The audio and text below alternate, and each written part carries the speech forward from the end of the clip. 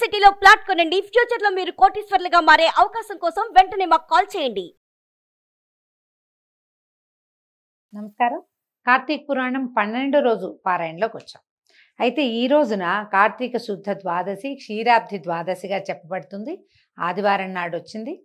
అయితే ఈ ద్వాదశి నాడు పారణ చేయడం, ముందు రోజు ఏకాదశి నాడు మనం ఉపవాసం ఉంటే పూర్తిగా ద్వాదశి నాడు ఉదయమే ద్వాదశి ఘడియలు దాటకుండా చక్కగా వంట చేసుకుని పూజా విధానం జరుపుకుని, కుదిరితే ఎవరైనా బ్రాహ్మణులకి ఎవరికైనా స్వయంపాకం లాంటిది ఇవ్వటము, లేదా ఎవరినైనా ఇంటికి పిలిచి భోజనం పెట్టే అవకాశం ఉంటే ఆ ఏర్పాటు కూడా చేసుకోవచ్చు. ఈ రోజున తులసి ధాత్రి కళ్యాణం అని విశేషంగా చేసుకుంటాం. తులసి చెట్టుకి ఉసిరి చెట్టుకి కళ్యాణం చేసి మనం ఇవాళ అంటే ముందు రోజు స్వామివారు నిద్రలేచి ఉన్నారు కదా, వారికి విశేషంగా సేవాకాలం జరుపుకుంటాం.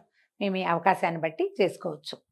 దేవాలయానికి దర్శనం చేసుకున్నా కూడా విష్ణువాలయం కానీ శివాలయానికి కానీ వెళ్ళి దర్శనం చేసుకుని సాయంకాలం వేళ ప్రదోషకాలంలో ఒక దీపారాధన చేసి వస్తే అద్భుతమైన ఫలితాన్ని ఇస్తుంది. ఎవరి అవకాశాన్ని బట్టి వాళ్ళు అది వినియోగించుకోవచ్చు.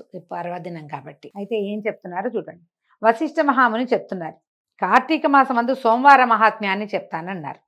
సోమవారము అద్భుతమైంది. సోమవారం కంటే శనిత్రయోదశి 100 రెట్లు అధిక ఫలితాన్ని ఇస్తుందట.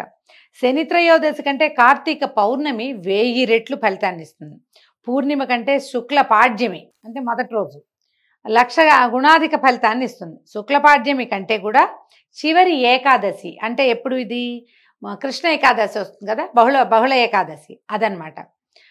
అయితే అంతిమ ఏకాదశి కంటే కార్తీక ద్వాదశి అంటే కార్తీక బహుళ ఏకాదశి. ఇప్పుడు ఇవాళ ఉన్న ద్వాదశి ఎంత విశేషమో దీనికంటే ఇంకా ఎన్నో రెట్లు కార్తీకంలో ఉన్న 2వ ఏకాదశి ద్వాదశి కూడా విశేషమైనవి. ఇప్పుడు చేయలేకపోయినా అయ్యో చేయలేకపోయాం అనుకోవద్దు. చివరి ఏకాదశి ద్వాదశి కూడా విశేషమైనవనే వశిష్ఠ మహాముని చెప్తున్నారు. మోహం చేతనైనా అంతిమ ఏకాదశి నాడు ఉపవాసం చేసి గీతవాద్య పురాణముల చేత జాగరణమాచరించువాడు సమస్త పాతక ముక్తుడై విష్ణులోకంలో నివసిస్తాడు. మోహం చేత అయినా అంటే ఇది పూజ భక్తి విధానంగా కాకుండా ఎక్కడికో వెళ్ళాం, రాత్రంతా మెలకుగా ఉన్నాం, ఏదో సంగీతం అందులో కొన్ని దేవుడి పాటలు వచ్చినాయి, అట్లా కూడా చేసినా కూడా ప్రయోజనం ఉంటుందట. మర్నాడు పొద్దున భోజనం చేస్తే విశేషమైన ఫలితం వస్తుంది. కార్తీక మాసమందు ద్వాదశి నాడు అన్నదానం చేయవానికి సమస్త సంపదలు వృద్ధి పొందుతాయి. సూర్యగ్రహణమందు గంగా తీరమున 1,000,000 బ్రాహ్మణులకి భోజనం పెట్టిన పుణ్యము ద్వాదశి నాడు ఒక్క బ్రాహ్మణ భోజనం చేయించినా కూడా లభిస్తుందట. తర్వాత 1000 గ్రహణాలు, 10,000 వ్యతిపాత యోగాలు, 1,00,000 అమావాస్యలు కలిసి కూడా ద్వాదశిలోని 16వ వంతుకు కూడా చాలవు. పుణ్యాన్ని ఇచ్చే తిథులు అనేకములుగా ఉన్నవి కానీ ద్వాదశి హరిప్రియ. ఏకాదశి హరిప్రియే, ద్వాదశి చేసిన పారణ ఆయనకి మరీ ఇష్టం అనమాట. ఏకాదశి ఉపవాసం ఇష్టం. ద్వాదశి నాడు మనం ఎంతమందికి భోజనం పెడతాము అనేది అది ఎక్కువ హరిప్రీతికరం అనమాట.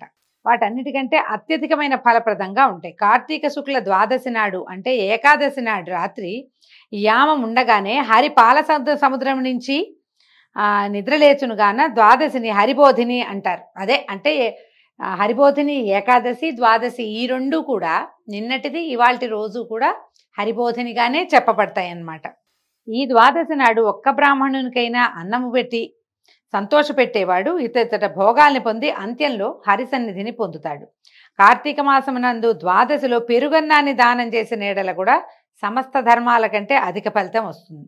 స్త్రీ కానీ పురుషుడు కానీ కార్తీక శుక్ల ద్వాదశి నాడు పాలిచ్చడి ఆవుకి బంగారు కొమ్ములు వెండి డెక్కలు చేయించి పెట్టి పూజించి దూడతో సహా గోదానాన్ని ఆచరిస్తే గనక ఆ గోవికి ఎన్ని వేల సంఖ్యలో వెంట్రుకలు ఉంటాయో అన్ని వేల సంవత్సరాలు స్వర్గనివాసాన్ని పొందుతారట.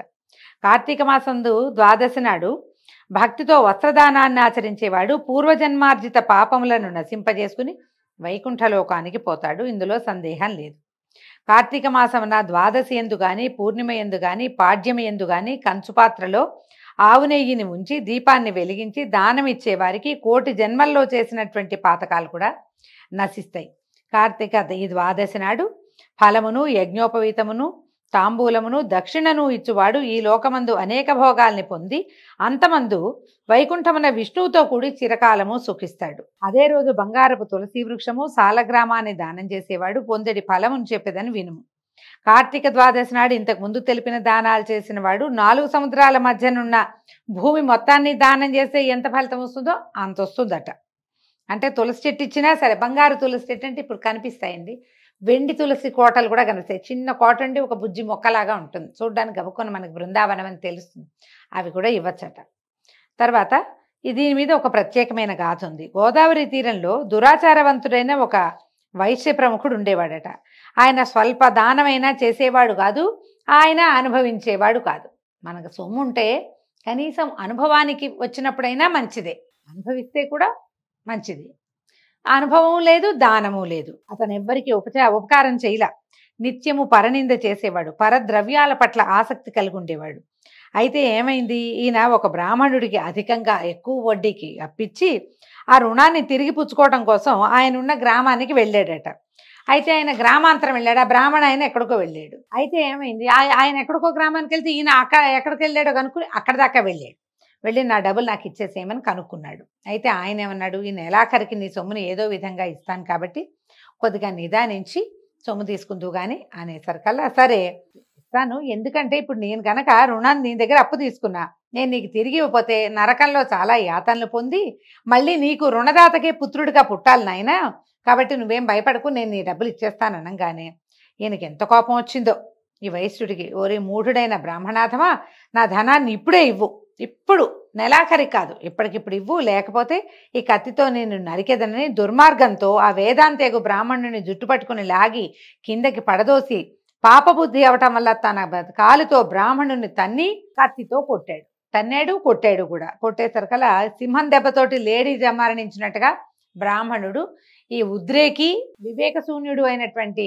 వైశ్య ప్రముఖుడి దెబ్బలకి మరణించాడట. తర్వాత కోమటి ఏం చేశాడు, రాజదండన వస్తుందేమని భయంతో ఇంటికెళ్ళి బ్రాహ్మణుని చంపానని సిగ్గుపడక సుఖంగా ఉండి కొంతకాలానికి మృతి చెందాడు. వీళ్ళకి ఎవరికి కనపడకుండా దాక్కున్నాడు. చంపేసి దాక్కుంటే వీళ్ళకి దొరకరేమో, మనుషులకి పైన దొరికేస్తాం కదా.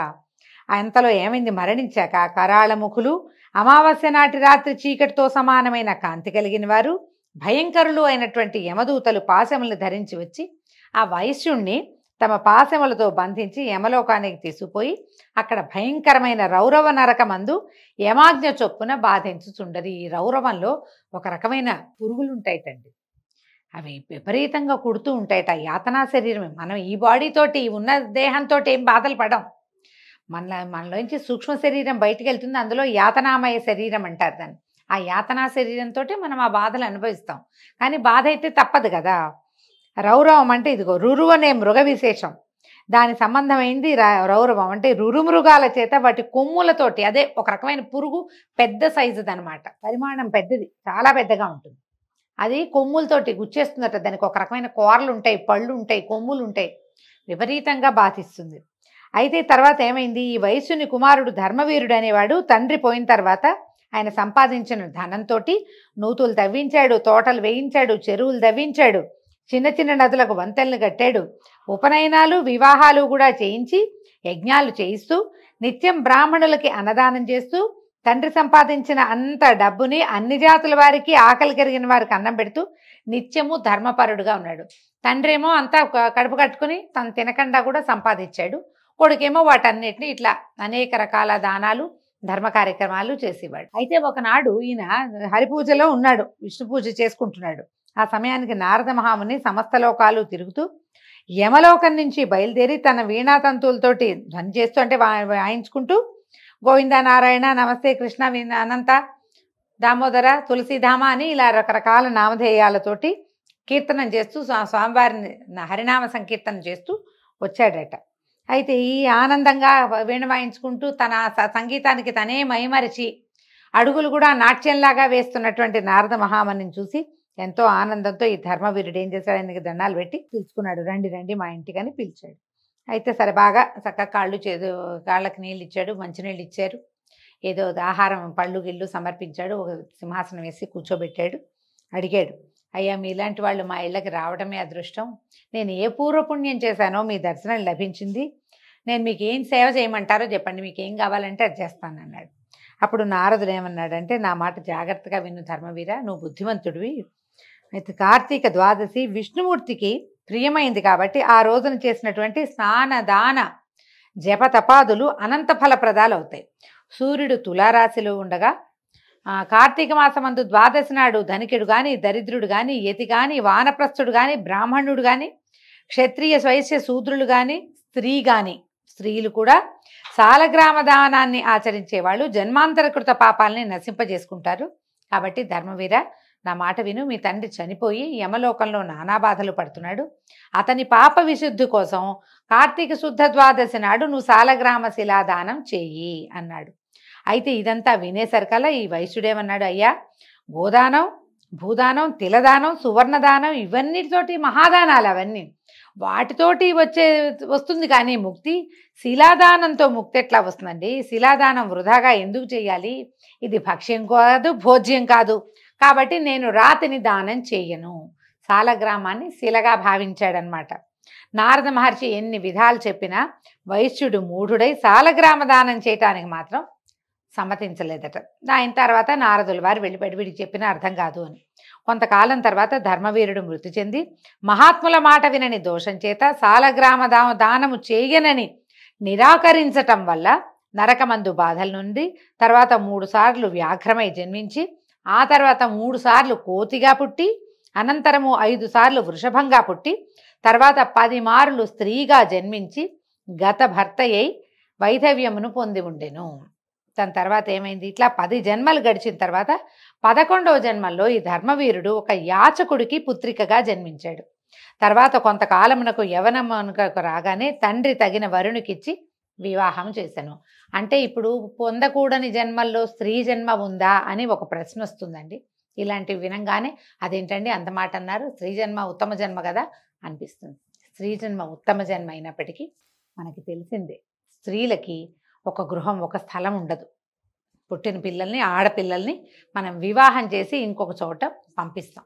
ఈ వివాహం చేసి పంపించిన తర్వాత ఈ కాలం కాదు, ఇది పూర్వకాలం కాబట్టి భర్తకి లొంగి ఉండాలి, అతని దౌష్ట్యాన్ని భరించాలి.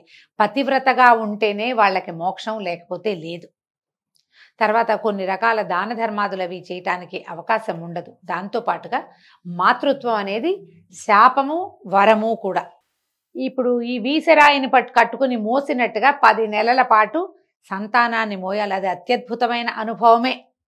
ఒక్కసారి 2 సార్లు అలా అయితే ఒక రకం. అట్లా కాదు, పూర్వకాలం సంతానాన్ని పొందుతూనే ఉండేవారు.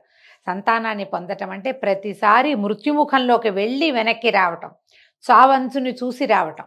ఈ పుట్టిన సంతానానికి మలమూత్రాదులకి రోయకుండా అతి ఓపికగా సంతానాన్ని పెంచాలి. ఎక్కువ దుఃఖాలు అనుభవించవలసి వస్తారు స్త్రీలు.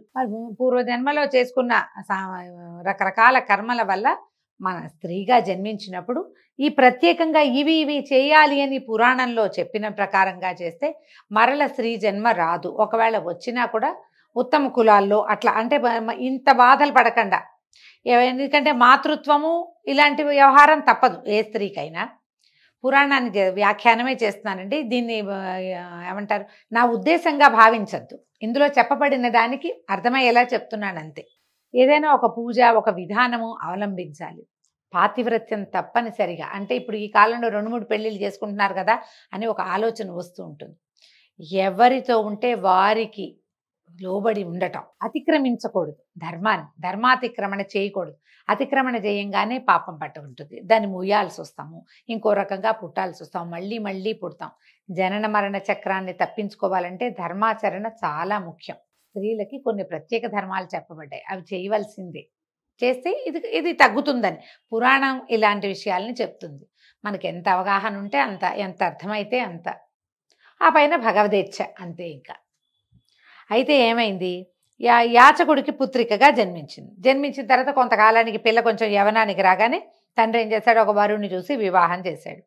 తర్వాత ఏమైంది, ఈ వివాహంలో ఇట్లా పెళ్ళయింది, ఆ అల్లుడు కాస్త మరణించేసరికల్లా మృతి నొందిన అల్లుని బంధువులందరూ వచ్చి చూశారు. అయ్యో ఇంత చిన్నపిల్ల, దీనికి అప్పుడే వైధవ్యం వచ్చిందే, ఏమిట్రా అంటే ఈ యాచకుడు యాచన చేసుకునేవాడే కానీ ఆయనకి మంచి అనుష్ఠానపరుడు.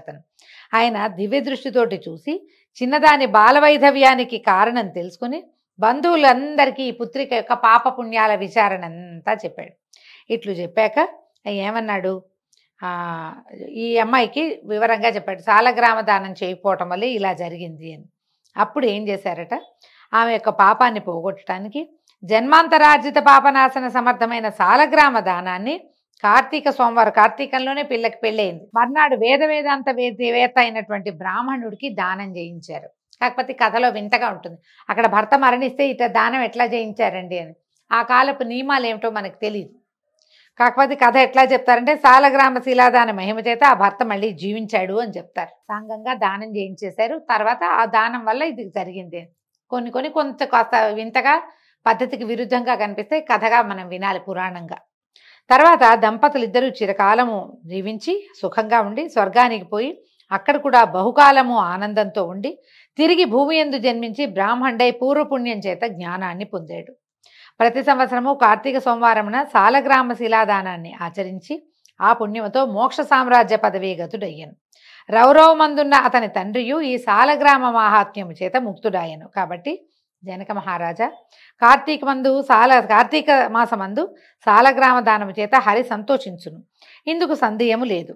పాపకర్ములు కోటి జన్మల్లో చేసిన పాతకాలు కార్తీక శుక్ల ఏకాదశి ఉపవాసము ద్వాదశి దానాదుల చేత పోగొట్టుకోగలుగుతారు. కార్తీక మాసమందు సాలగ్రామ దానం వలన సమస్త పాతకాలు నశిస్తాయి. ఇదే ముఖ్యమైన ప్రాయశ్చిత్తము. ఇంతకంటే వేరే ప్రాయశ్చిత్తం లేదు. ఇందుకు సందేహము లేదు. అంటే సాలగ్రామ దానం ఎలా చేయాలి? మనకి అలవాటైన దేవాలయాలు, ఇంటి పక్కన చుట్టుపక్కల దేవాలయాలు ఉంటాయి. తర్వాత ఏమో ఎవరైనా పురోహితులు, మనకే వచ్చే అయ్యగారు ఉంటే సాలగ్రామ దానం చేసుకుంటామండి అని చెప్తే వారే పట్టుకొస్తారు. ఆ తెచ్చిన సాలగ్రామానికి ఇంత వెల అని చెల్లించేసి సాలగ్రామాన్ని మనం తీసుకుని వారితోటి మంత్రం చెప్పించుకుని ఆయనకే మళ్ళీ మనం దక్షిణ తాంబూలాదులతోటి సాలగ్రామ దానం చేసుకోవచ్చు. కుదిరితే ఇంట్లో పెట్టుకుని సాలగ్రామానికి అభిషేకం చేసుకుని పూజాంతంలో మనం ఆ సాలగ్రామాన్ని చేయొచ్చు. ఇది నదీ తీరాల్లో, సముద్ర తీరాల్లో చేస్తే ఇంకా మంచిది. దేవాలయంలో చేసినా మంచిది. స్వగృహంలో చేసుకుంటే దాన్ని మించింది లేదని చెప్తారు. మనకున్న అవకాశాన్ని బట్టి ఎలాగైనా చేసుకోవచ్చు. ప్రతి సోమవారము అని చెప్తున్నారు. ప్రతి ఏడాది ఒక్కసారి దీపదానము, ఒక్కసారైనా సాలగ్రామ దానము, ఒక్కసారైనా సాలగ్రామ పూజ, ఒకసారైనా దేవాలయంలో ఒక్క దీపం పెట్టడము, అవన్నీ ఒకటైనా చెయ్యండి అంటారు. మన అవకాశాన్ని బట్టి చేసుకోవచ్చు. దీంతో 12వ రోజు అధ్యాయం పూర్తయిందండి. రేపు ఉదయం మళ్ళీ 13వ అధ్యాయంలో కలుసుకుందాము. నమస్కారం.